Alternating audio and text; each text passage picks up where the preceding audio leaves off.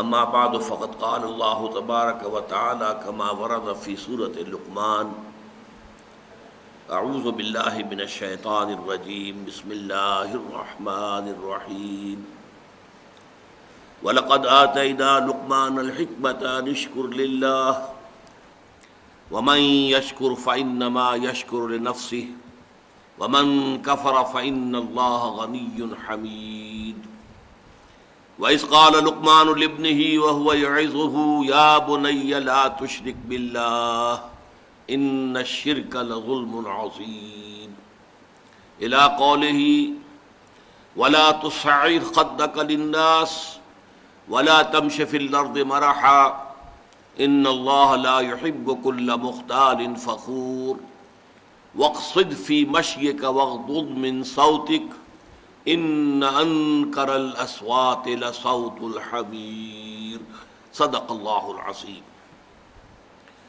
رب اشرح لي صدری ویسر لي امری واحلل عقدۃ من لسانی یفقهوا قولی۔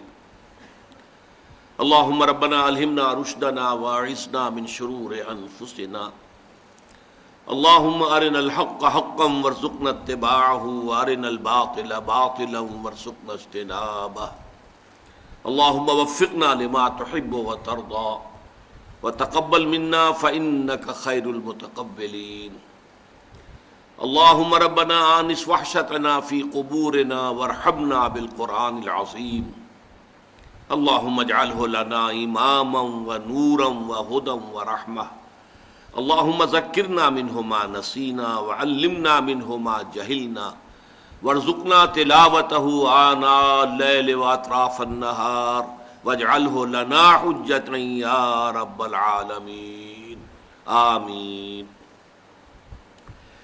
مطالعہ قرآن حکیم کے جس منتخب نصاب کا درس سلسلہ وار ان مجالس میں ہو رہا ہے، اس کا تیسرا درس سورہ لقمان کے دوسرے رکوع پر مشتمل ہے۔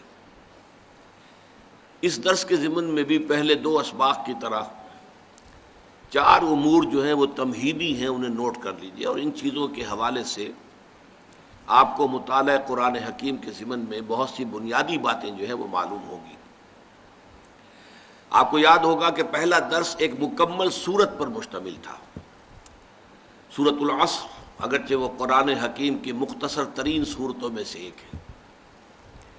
پھر دوسرا درس ہمارا آیت البر، ایک آیت پر مشتمل تھا، اگرچہ وہ ایک آیت ہے لیکن قرآن حکیم کی 20 سورتوں سے اپنے حجم کے اعتبار سے بڑی ہے، اور سورۃ العصر سے تو تقریباً 3.5 گنا بڑی ہے۔ اب تیسری اصطلاح آ رہی ہے رکوع، یہ دوسرا رکوع ہے سورہ لقمان کا۔ پہلے اس اصطلاح کو سمجھ لیجئے۔ قرآن حکیم میں جو بڑی صورتیں ہیں انہیں تقسیم کیا گیا اس لحاظ سے کہ ایک رکعت میں نماز کی جتنا حصہ آسانی سے پڑھا جا سکے، اور وہ ایسا ہو کہ اس میں کہیں مضمون ٹوٹے نہیں، ایسا نہ ہو کہ بات بیچ میں رہ جائے اور امام رکوع کر دے۔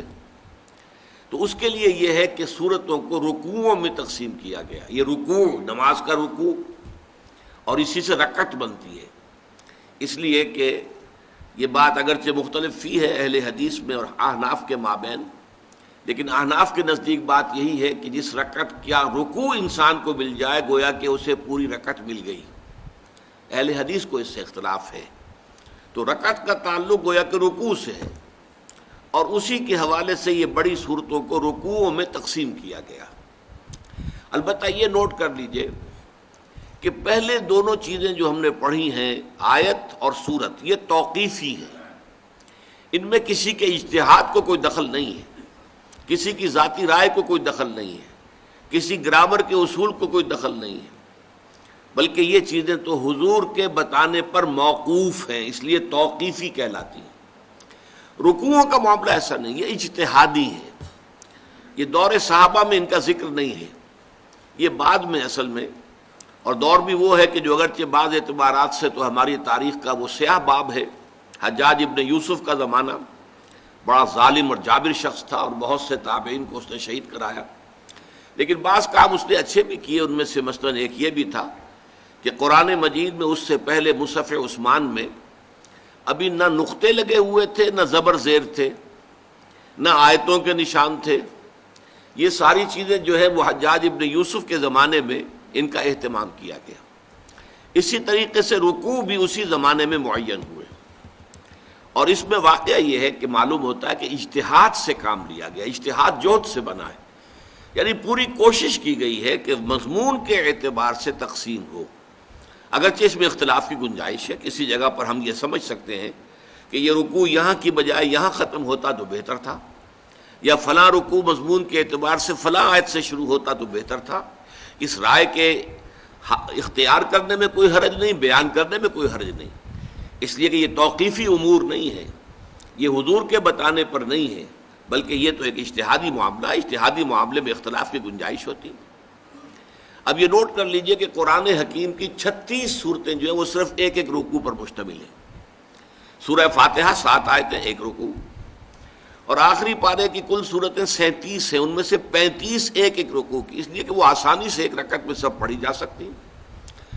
آخری 10-12 صورتیں تو بہت ہی چھوٹی ہیں، لیکن اس سے پہلے بھی جو صورتیں ہیں تو سورہ عبسہ وتولیٰ سے شروع ہو کر وہ ایک رکعت میں آسانی سے پڑھی جا سکتی، وہ سب ایک ایک رکوعوں پر مشتمل ہیں.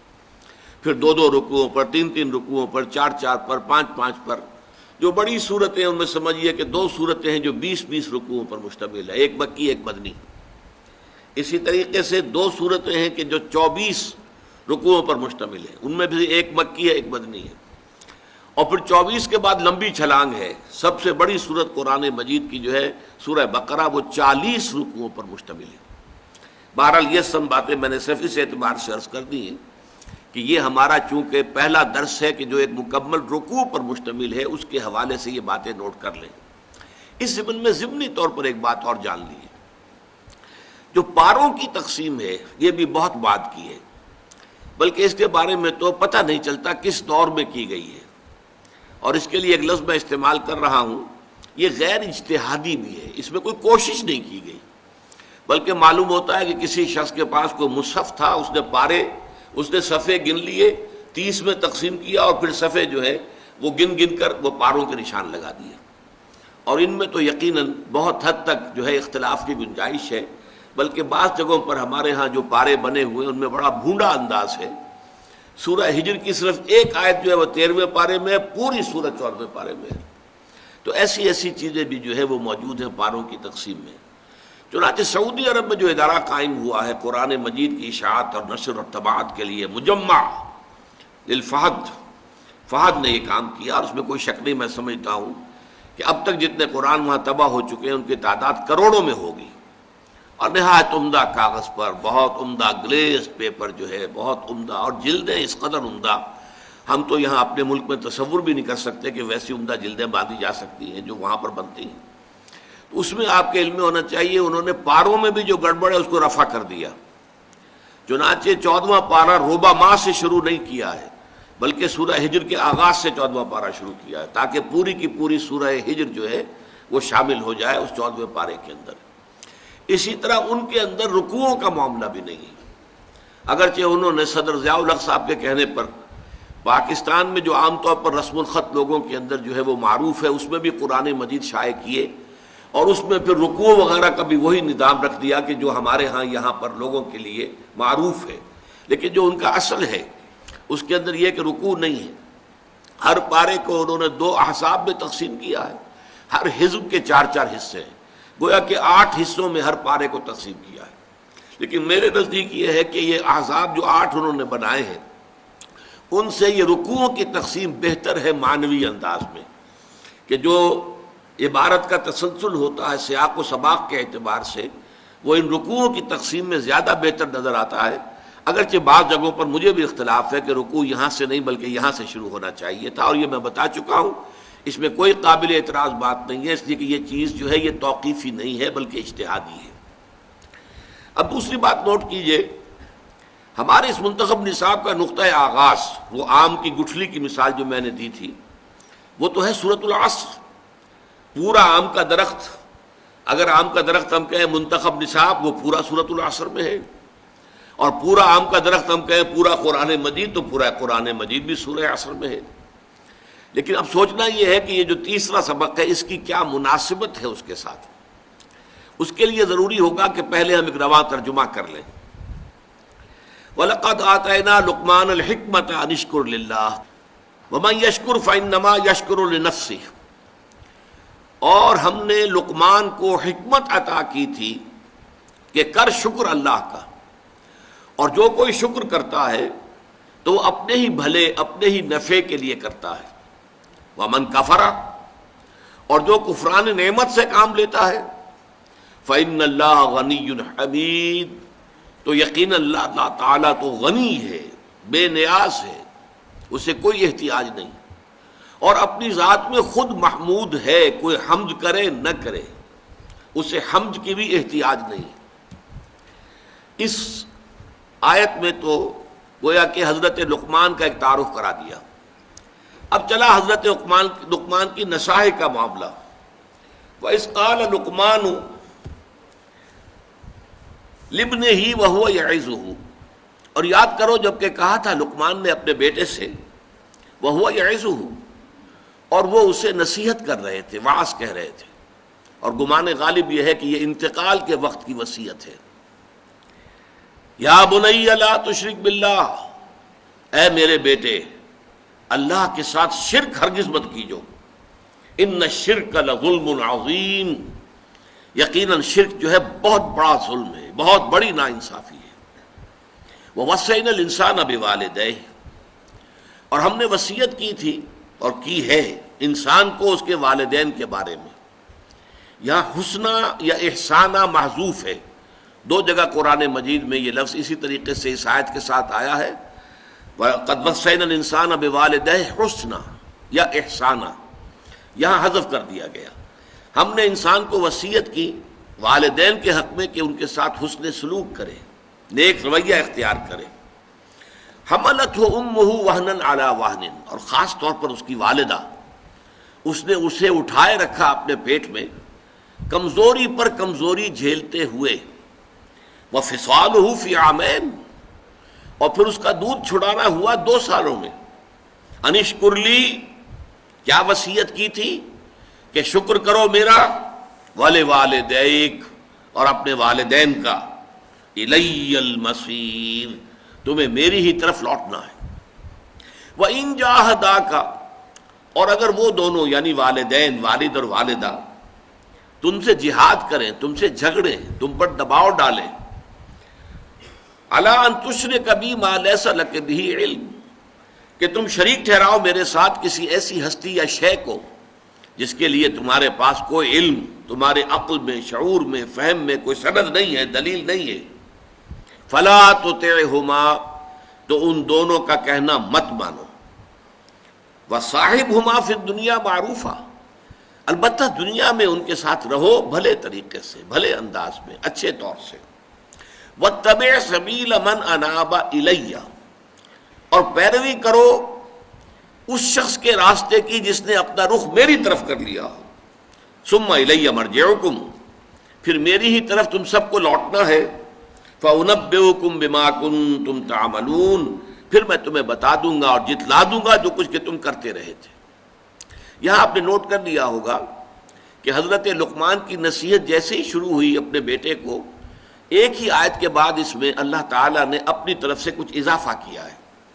یہ جو والدین کے بارے میں بات آئی ہے اور تفصیل کے ساتھ آئی ہے، یہ در حقیقت اللہ تعالیٰ کی طرف سے ایک خلا ہے جو پر کیا گیا، وہ میں بعد میں وضاحت کر دوں گا. لیکن اب اس کے بعد پھر حضرت لقمان کی نصیحت شروع ہو رہی ہے. یا بنیا، اے میرے بچے، انہا ان تکو مثقال حبۃ، اگر ہو وہ یعنی عمل انسان کا، خواہ وہ نیکی کا ہو، بدی کا ہو، بھلا ہو، برا ہو، پھر یہ کہ وہ رائی کے دانے کے ہم وزن ہو. مثقال حبۃ من خردل، خردل رائی، بہت ہی دانہ چھوٹا ہوتا ہے، رائی کے دانے کے ہم وزن ہو، نیکی یا بدی. فتکن فی صخرۃ، پھر خواہ وہ کسی چٹان میں ہو، پہاڑ کی کھو کے اندر گھس کر وہ کام کیا گیا ہو. او فی السماوات، یا آسمانوں میں ہو، فضاؤں میں یا خلاؤں میں ہو. او فی الارض، یا زمین میں ہو، زمین کے پیٹ میں گھس کر وہ عمل کیا گیا ہو. یاتی بہ اللہ، اللہ اسے لے آئے گا۔ ان اللہ لطیف خبیر، یقیناً اللہ تعالیٰ بہت باریک بین ہے اور بہت باخبر ہے۔ یا بنیا، ہے میرے چھوٹے سے بچے، اقیم الصلاۃ، نماز کو قائم رکھنا، وامر بالمعروف، نیکی کا حکم دینا، ونہی عن المنکر، بدی سے روکنا، واصبر علی ما اصابک، اور پھر برداشت کرنا، صبر کرنا ہر اس چیز پر جو تم پر آئے، جو بھی بپتا آئے، جو تکلیف آئے، جو مصیبت آئے، جو پرسیکیوشن ہو، جو ٹارچر ہو، جو بھی ہو، اس کو جھیلنا، برداشت کرنا۔ ان ذالک من عزم الامور، یقیناً یہ چیز جو ہے بڑی ہمت کے کاموں میں سے ہے۔ نیکی کی تلقین کرنا تو شاید جو ہے اس قدر صبر آزما نہ ہو، لیکن بدی پر نکیر کرنا جو ہے یہ برداشت نہیں کیا جاتا۔ نیکی کی تلقین آپ کرتے رہیے، لوگ اختیار کر لیں نہ کر لیں، لیکن یہ کہ وہ آپ کو برا بھلا نہیں کہیں گے، بلکہ شاید آپ کی گردنوں میں ہار ڈالیں، آپ کا استقبال کریں، آپ کے نام کے نعرے لگائیں، آپ کو کچھ نہ کچھ جو ہے وہ نذرانے پیش کریں۔ لیکن جب آپ بدی پر تنقید کریں گے اور روکیں گے باز آ جاؤ، اب ظاہر بات ہے کہ جو غلط کار لوگ ہیں، جو نا انصاف ہیں، جو ظالم ہیں، وہ اس کو برداشت نہیں کر سکتے۔ لہذا لازماً ریزنٹمنٹ بھی ہوگی، اس سے آگے بڑھ کر ٹارچر بھی ہو سکتا ہے، اس سے آگے بڑھ کر جان بھی دینی پڑ سکتی ہے۔ تو یہ بڑے ہمت کے کاموں میں سے ان ذالک من عزم الامور۔ ولا تصغر خدک للناس، اور اپنے گال جو ہے وہ لوگوں کے لیے پھلا کے مت رکھنا۔ یہ اصل میں غرور کی ایک شکل ہے کہ چہرہ جو ہے پھلایا ہوا ہے، گویا کہ کسی سے گفتگو کرنے کے لیے طبیعت آمادہ نہیں ہے۔ ولا تمشی فی الارض مرحا، اور نہ زمین میں چلنا اتراتے ہوئے، اکڑتے ہوئے، اینڈتے ہوئے۔ ان اللہ لا یحب کل مختال فخور، یقیناً اللہ کو بالکل پسند نہیں ہے وہ کہ جو اکڑنے والے ہیں، اترانے والے ہیں اور فخر کرنے والے ہیں۔ وقصد فی مشیک، اپنی چال میں میانہ روی اختیار کرنا۔ وغضض من صوتک، اپنی آواز کو پست رکھنا۔ ان انکر الاصوات لصوت الحمیر، اور جان لو کہ تمام آوازوں میں سے بدترین آواز جو ہے وہ گدھے کی آواز ہے۔ اب اس میں نوٹ کیجئے، سورۃ العصر میں انسان کی کامیابی اور نجات کے جو 4 لوازم بیان ہوئے وہی یہاں بھی ہیں۔ عنوان جدا ہے، موضوع جدا ہے، وہ موضوع میں بعد میں زیر بحث لاؤں گا۔ موضوع جیسے کہ سورۃ العصر کا ہے راہ نجات، اور آیت البر کا تھا نیکی کی حقیقت، لیکن نیکی کی حقیقت کے ذیل میں وہی 4 چیزیں آ گئی جو سورۃ العصر میں آئی ہیں۔ یہاں بھی جو عنوان ہے جس کو ہم ڈسکس کریں گے بعد میں، یہ عنوان ہے، 2 عنوان اس کو دیے جا سکتے ہیں۔ حکمت قرآنی کی اساسات، یہ اس کا جامع عنوان ہے، حکمت قرآنی کی اساسات، یا اسے مقام عظیمت کہہ سکتے ہیں۔ ان ذالک من عزم الامور، یہ بڑی ہمت کے کاموں میں سے ہے۔ تو صاحب کردار انسان جو ہے، کریکٹر والا انسان، اس کا جو کردار ہونا چاہیے وہ یہاں بیان ہو رہا ہے۔ لیکن یہ ہے کہ اس کے اندر آپ نے نوٹ کیا کہ موضوع کچھ اور ہے، لیکن وہی 4 چیزیں جو سورۃ العصر کی آ رہی ہیں۔ اب ایمان کے ضمن میں یہاں کیا آیا؟ ایمان باللہ آیا، اللہ کے شکر کی تلقین آئی، اللہ کے ساتھ شرک نہیں کرنا چاہیے، اللہ کی صفات آئیں، غنا ہے، غنی ہے، حمید ہے، لطیف ہے، خبیر ہے۔ یہ ایمان باللہ کے ضمن میں۔ ایمان بالآخرت کے ضمن میں ایک تو اللہ کے کلام میں آیا الی المصیر، میری ہی طرف لوٹ کر آنا ہے۔ دوبارہ آیا الی مرجعکم فانبئکم بما کنتم تعملون، میری ہی طرف تمہیں لوٹنا ہے، پھر میں جتلا دوں گا تمہیں جو کچھ کہ تم کرتے رہے تھے۔ اور پھر یہ کہ خاص طور پر حضرت لقمان کی جو نصیحتیں اس میں ذکر ہوا کہ یہ اعمال انسانی ضائع ہونے والی چیزیں نہیں ہیں۔ یہ نہیں کہ نیکی کی ہوا میں اڑ گئی، تحلیل ہو گئی، ختم ہو گئی، اس کا کوئی نتیجہ نکلنے والا نہیں۔ کوئی بری حرکت آپ نے کی، ظلم کیا، تعدی کی، کسی کا حق مارا، چلو ہو گیا، آپ نے کھایا پیا، ہضم کر لیا، بات ختم ہو گئی، کہیں کوئی جواب نہیں، ایسا نہیں ہو سکتا۔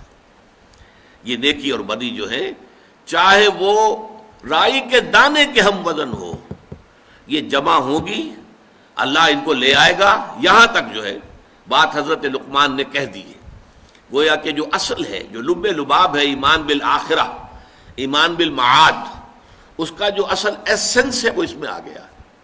تو ایمانیات کے ذیل میں ایمان باللہ اور توحید، ایمان بالآخرہ اور معاد ان دونوں کا ذکر موجود ہے۔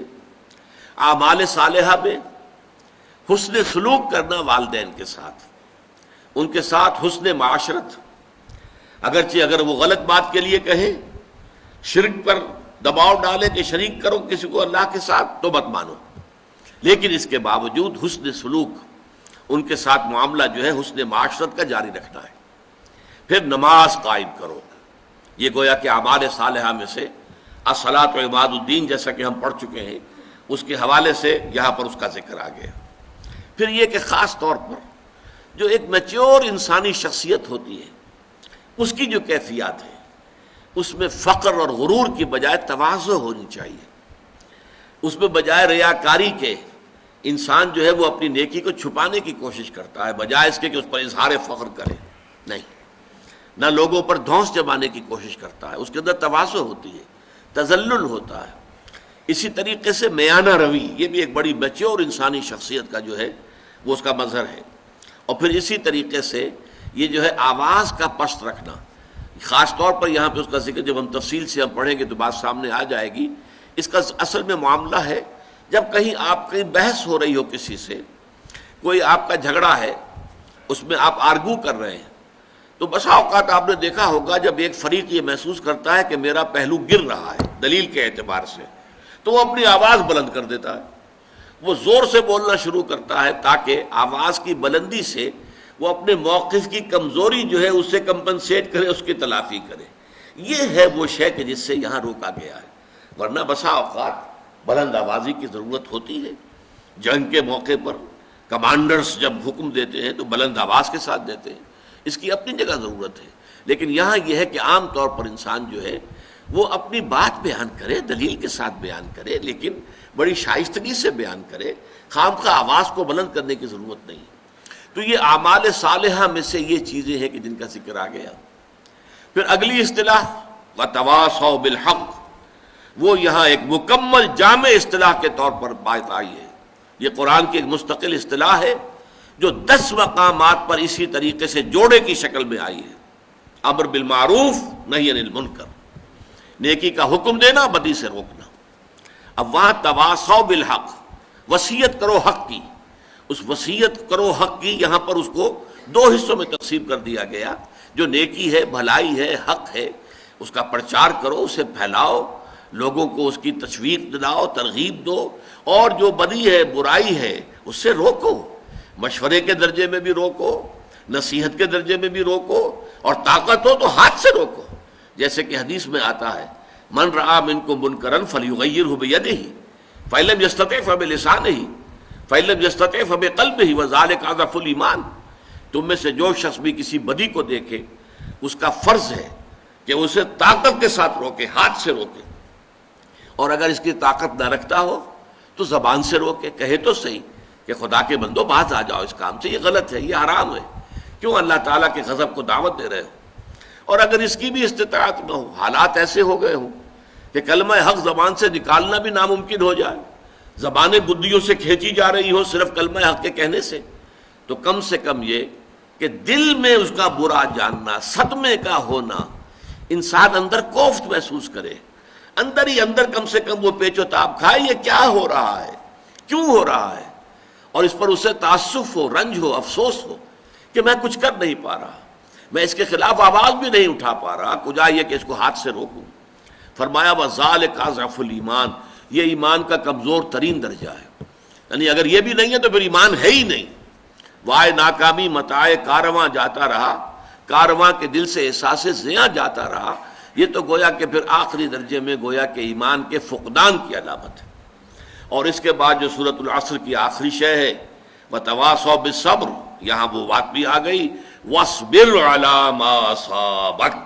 اب یہاں پر بڑی شاندار انداز میں بات آئی، جو شے بھی آئے، جو بیتے جھیلو، جو برداشت کرنا پڑے صبر کے ساتھ برداشت کرو، جو تکلیف آئے اسے برداشت کرو، جو قربانی دینی پڑے اس کے لیے تیار رہو، جان دینی پڑے تو دو۔ آخر سقراط نے جان دے دی تھی نا، کس بات پر؟ کہ بعض چیزیں جنہیں وہ حق سمجھتا تھا، معاشرے نے کہا کہ تم اگر یہ باتیں صرف اپنے دل میں رکھو تو ہم تمہیں کچھ نہیں کہیں گے، پرچار نہیں کر سکتے تم اس کا، تواصی بالحق نہیں کر سکتے. زبان بند رکھو تو زندہ رہ سکتے ہو، اور اگر تم زبان بند نہیں رکھ سکتے تو یہ زہر کا پیالہ ہے. یہ عدالت کے اندر بات ہوئی ہے، یہ زہر کا پیالہ رکھا ہوا، ابھی اس کو پی لو اور اپنی زندگی ختم کر دو. دیر اینڈ دین اس نے وہ زہر کا پیالہ اونڈیٹ لیا اپنے حلق میں اور جان دے دی کہ میرے لیے زندگی جو ہے وہ بیکار ہے اگر میں حق کا پرچار نہ کر سکوں.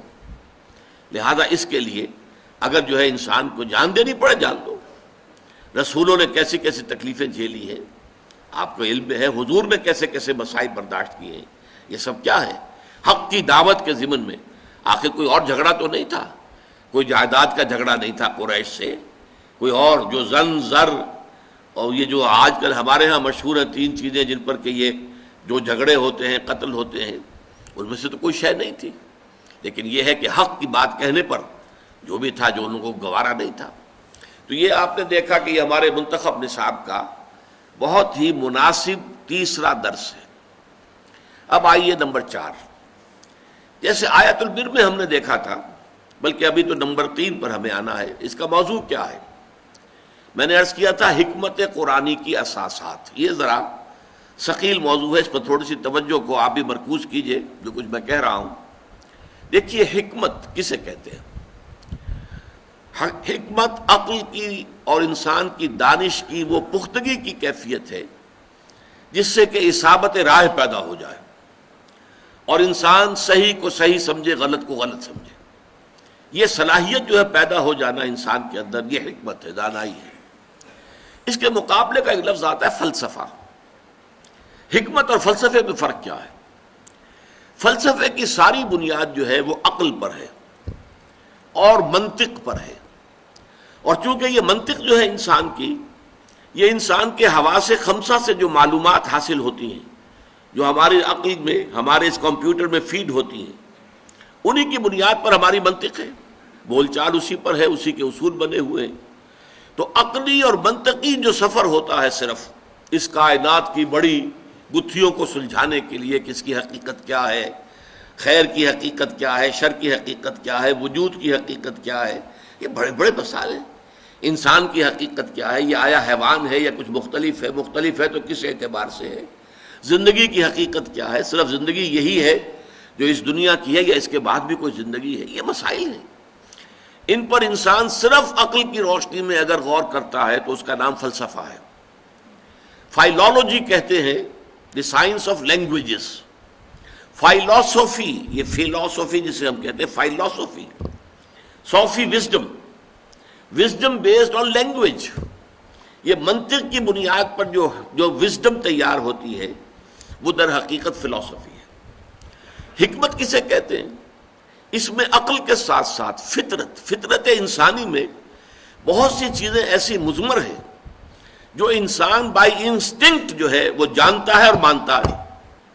اس کو ثابت کرنے کے لیے کوئی دلائل موجود نہیں ہے، بلکہ دلیل دینے کی کوشش کی جائے گی تو کچھ شک تو پیدا ہو جائے گا، یقین حاصل نہیں ہوگا. مثلا نیکی اور بدی کا تصور ہے، فطرت انسانی کے اندر موجود ہے. انسان اپنی فطرت کی روح سے جانتا ہے یہ نیکی ہے، یہ بدی ہے، یہ خیر ہے، یہ شر ہے، یہ اچھائی ہے، یہ برائی ہے. سچ بولنا اچھا ہے، جھوٹ بولنا برا ہے، فطرت سے جانتا ہے. لیکن اگر آپ ثابت کریں کہ سچ بولنا واقعی اچھا ہے، ثابت کرو، اور جھوٹ بولنا واقعی برا ہے، ثابت کرو منطق سے، تو اس ثابت کرنے کی کوشش میں شک تو پیدا ہو جائے گا، کوئی یقین کی کیفیت پیدا نہیں ہوگی. اسی طرح ایک ہستی کا تصور، کوئی ایک ہستی ہے جو اس کائنات کی پیدا کرنے والی ہے، خالق ہے، مالک ہے. یہ تصور فطرت انسانی کے اندر موجود ہے. اس کو ثابت کرنے کی کوشش کریں گے تو ٹھوکریں کھا جائیں گے. عقل سے، منطق سے ثابت کریں گے تو ایک کریٹیک آف پیور ریزن جو کتاب لکھی تھی کانٹ نے، اس میں اس نے بخیے ادھیڑ دیے تھے کہ اللہ اور خدا کی ہستی کے ذیل ضمن میں جو دلائل منطق نے قائم کیے ہیں ان سب کو اس نے منطق ہی سے توڑ دیا. ان الحدید بالحدید یفلح، لوہا لوہے سے کاٹا جاتا ہے. منطق کو منطق نے کاٹ دیا، سارے دلائل ختم ہو گئے، سارے دلائل پادر ہوا ثابت ہوئے. کسی منطقی دلیل سے اللہ کے وجود کو ثابت نہیں کیا جا سکتا. لیکن یہ کہ فطرت کے اندر ہے، کوئی ایک ہستی ہے، کوئی خالق ہے، کوئی مالک ہے. پوری دنیا کے اندر سب نے مانا ہے، پوری دنیا میں صرف یہ تو ہوا ہے کہ اس کے ساتھ کچھ چھوٹے چھوٹے معبودوں کو بھی لگا لیا گیا. بڑا جی سے لکھا جانے والا گاڈ ایک ہی رہا, گاڈز اینڈ گاڈیسز, لیکن وہ چھوٹے جی سے لکھے جائیں گے, بڑے جی سے نہیں. گاڈز جب ہوگا جمع تو وہ چھوٹے جی سے, گاڈز اینڈ گاڈیسز. اسی طریقے سے مہادیو وہ تو ایک ہی رہا ہے. البتہ دیو, دیوتا, دیویاں, یہ دیو ہی ہے نا, دیو ہی سے مہادیو بنا ہے اور دیو ہی سے دیوی اور دیوتا بنا ہے. دیوی دیوتا بے شمار ہو سکتے ہیں, اللہ ایک, الہہ بے شمار ہو سکتے ہیں. تو یہ انسانی فطرت کے اندر مضمر ہے, تاریخ انسانی ثابت کر رہی ہے. اگرچہ کہ منطق کے حوالے سے اگر آپ اسے ثابت کرنا چاہیں گے تو وہ ثابت نہیں کر سکتے. منطق جو ہے وہ منطق کو کاٹ دیتی ہے. سب سے بڑی دلیل یہ دی جاتی ہے کوئی شے بغیر کسی کے پیدا کیے پیدا نہیں ہو سکتی, تو کائنات بغیر کسی کے پیدا کیے کیسے پیدا ہو گئی؟ کوئی نہ کوئی پیدا کرنے والا ہے. ٹھیک, اب اسی پر اگلا وار ہوتا ہے, اچھا تو پھر وہ ہستی بغیر کسی کے پیدا کیے پیدا ہو گئی یا خود بخود ہو گئی, کیسے ہو گئی؟ اگر اصول یہ ہے کہ کوئی شے بغیر کسی کے پیدا کیے پیدا نہیں ہو سکتی تو وہ ذات کیسے پیدا ہوئی؟ دلیل ختم ہو گئی. ان الحدید بالحدید یفلع, لوہے کو لوہا کاٹتا ہے. تو در حقیقت کوئی منطقی دلیل نہیں ہے. اور ہمارے ہاں خاص طور پر امام رازی رحمۃ اللہ علیہ نے اپنی تفسیر میں جو منطقی بحثیں کی ہیں, موشگافیہ کی ہیں, وہ ٹھیک ہے, ایک دور کا یہ ایک خاص مشغلہ تھا اور خاص اس کا ایک ذوق تھا, ایک ہر دور کا ہوتا ہے, اس میں اس کی بڑی قدر تھی, اہمیت تھی, لیکن اب اس کی کوئی حیثیت نہیں. تو اصل میں جب فطرت انسانی وہ صحیح ہو, اس میں کجی نہ آئے, وہ پرورٹڈ نہ ہو, وہ فطرت مست نہ ہو گئی ہو, اور عقل سلیم, عقل بھی بے راہ نہ ہو, عقل پر شہوت کا غلبہ نہ ہو جائے, خواہشات کا غلبہ نہ ہو جائے, تعصب کی پٹی نہ بندھی ہوئی ہو. تو دیکھیے دونوں لفظ سلیمہ سالم سے بنا ہے, کسی شے کا صحیح ہو, سالم ہونا. فطرت سلیمہ, فطرت صحیح ہو, سالم ہو, اس کے اندر کوئی کجی نہ آئی ہو, کہیں کسی اعتبار سے پرورشن نہ آئی ہو, اور عقل انسانی بھی صحیح ہو, سالم ہو, عقل سلیم, اور اس کے اوپر نہ تو خواہشات کی پٹی بندھی ہوئی ہو, نہ اس پر تعصبات کی پٹی بندھی ہوئی ہو, نہ اس پر کوئی اور اپنی اغراض جو ہے غالب آ جائے. اگر یہ دونوں صحیح و سالم ہو اور دونوں کا سفر ہو تو اس سے جو شے وجود میں آتی ہے وہ حکمت ہے, وزڈم. انگریزی میں دو الفاظ استعمال ہوتے, فلاسفرز اینڈ سیجز. سیجز ان کو کہا جاتا ہے وہ درویش بنش مفکرین, جنہوں نے عقل سے کام لیا, غور و فکر سے کام لیا, لیکن وہ تھے نہایت درویش بنش. انسانیت, اخلاقی اعتبار سے, ہر اعتبار سے وہ بہت عمدہ نمونے انسانیت کے. فلسفی تو کوئی بھی ہو سکتا ہے, شرابی ہو, زانی ہو, لیکن یہ کہ وہ عقل جو ہے, عقل عیار, عقل تیز ہو, اور اس کے ذریعے سے وہ بہت سے اپنے فلسفیانہ خیالات جو ہیں ان کا تانا بانا منطق کے ذریعے سے باندھ کر لوگوں کے سامنے رکھ سکتا ہے. معلوم ہوگا کہ بہت بڑا فلسفی ہے, لیکن یہ ہے کہ وہ شخص کی جو اپنی شخصیت کے اعتبار سے, سیرت و کردار کے اعتبار سے بھی وہ صحیح انسانیت کا ایک نمونہ ہو, اور پھر وہ عقل اور فکر اور فطرت سلیمہ کی روشنی میں اس کی عقل سلیم سفر کرتے ہوئے حقائق تک پہنچے, ان کو ہم سیجز کہتے ہیں, وہ درویش. اور ہم اردو میں استعمال کریں گے حکما, اسی لیے حکما و فلاسفہ یہ دو الفاظ علیحدہ علیحدہ استعمال ہوتے ہیں. جو فلسفہ ہے خالص منطق کی بنیاد پر جو چلتا ہے, خالص منطق, خالص عقلیت, اس کے نتیجے دو ہیں لازماً. آخری منزل کیا ہے؟ اسکیپٹسزم, شک, ارتیابیت. کوئی یقین کی کیفیت پیدا نہیں ہو سکتی کسی شے پر بھی. یا ایگنوسٹسزم, لا ادریت. یا تو فلسفی کو یہ کہنا پڑتا ہے کہ ہمیں کچھ پتہ نہیں, معلوم ہم شد کہ ہیچ معلوم نہ شد. مجھے عمر کے اس آخری درجے میں آ کر معلوم ہو گیا کہ مجھے کچھ معلوم نہیں. سارا سوچ بچار. علامہ اقبال کا بھی ایک شعر بڑا عجیب ہے, بڑا عجیب ہے. ویسے تو ان کی وہ پوری نظم جو ہے ذوق و شوق بال جبریل میں, میرے نزدیک شاعری کے اعتبار سے, شعر کے اعتبار سے علامہ کے کلام میں وہ کلائمیکس ہے, سب سے اونچی نظم ہے, ذوق و شوق. اسی میں ایک ہے, تیری نظر میں ہے تمام میرے گزشتہ روز و شب, مجھ کو خبر نہ تھی کہ ہے علم نخیل بے رطب.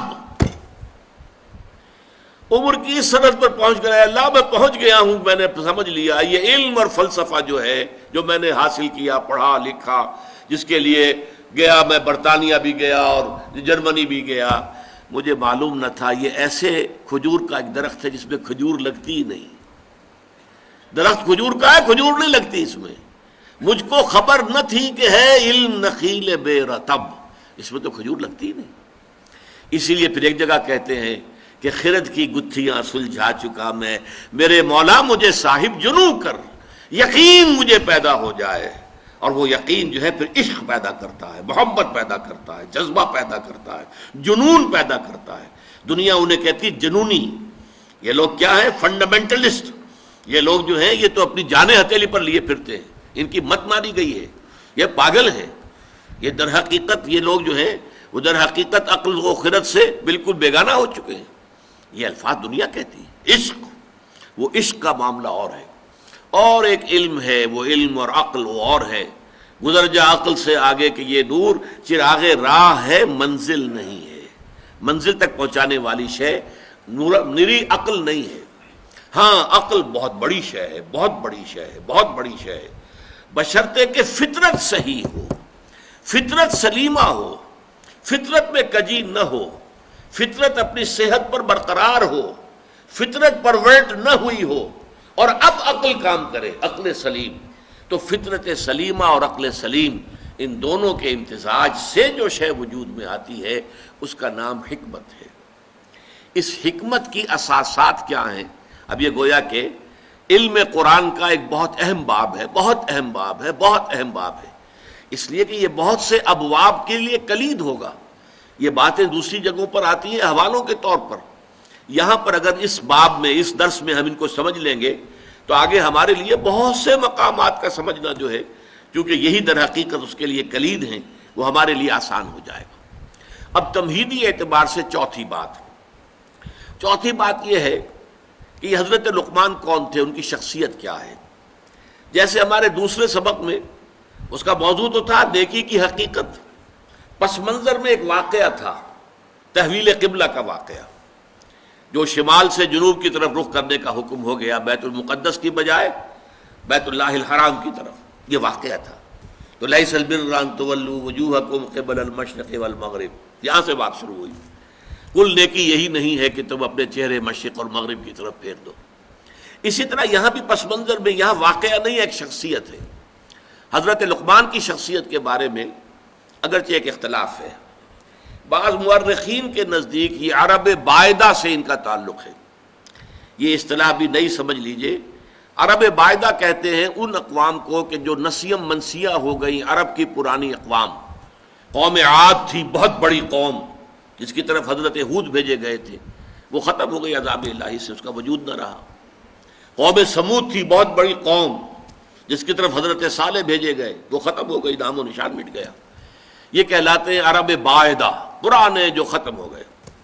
پھر یہ عرب عاربہ اور پھر عرب مستعربہ، یہ تین اصطلاحات ہیں، پھر کبھی کسی موقع پر ان کی وضاحت باقی کی کروں گا۔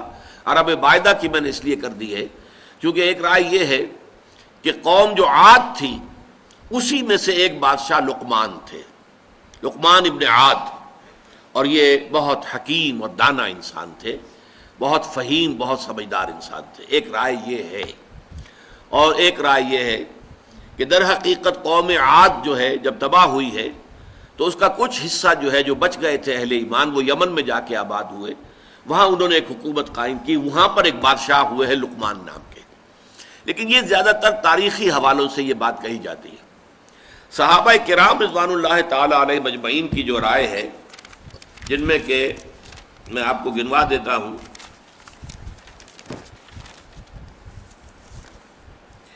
ابو ہریرہ رضی اللہ عنہ، ابن عباس رضی اللہ تعالی عنہما، جابر بن عبداللہ انصاری رضی اللہ تعالی عنہ، پھر یہ کہ تابعین میں سے سعید ابن مسیب، مجاہد، اکرمہ رحمۃ اللہ علیہم، ان سب کی رائے یہ ہے کہ یہ اصل میں سوڈان کے رہنے والے سیاہ فام انسان تھے، اور سوڈان کا جو شمالی کنارہ ہے نوبیا کہلاتا ہے، وہ تقریباً مصر اور سوڈان کے درمیان پڑتا ہے، وہاں کے رہنے والے تھے۔ پیشے کے اعتبار سے کارپینٹر تھے، اور یہ آ کر عرب میں آباد ہو گئے تھے۔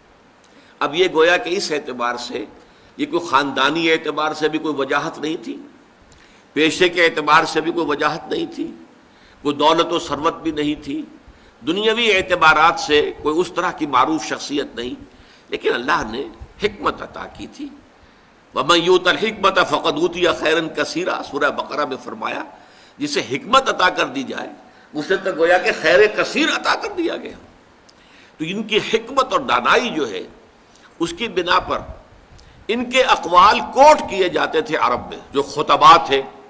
جیسے اب میں تقریر کرتا ہوں تو علامہ اقبال کے اشعار جو ہے کوٹ کرتا ہوں، اس لیے کہ میں محسوس کرتا ہوں کہ جو بات میں کہنی چاہ رہا ہوں وہ شاید میں اپنے الفاظ میں اتنی خوبصورت طور پر نہ کہہ سکوں جیسا کہ اقبال نے اس اپنے شعر میں کہا ہے، تو بات کو واضح کرنا مقصود ہے نا۔ تو اس لیے آپ حوالہ دیتے ہیں پھر اس اعتبار سے بھی کہ انہیں مانا جاتا ہے، مسلم ہے، حکیم الامت ہے، بہت بڑے فلسفی ہیں، بڑے دانا انسان ہیں۔ تو یہی کوٹ کرنے کا انداز تھا عرب میں کہ شعراء اور خطباء یہ کوٹ کیا کرتے تھے۔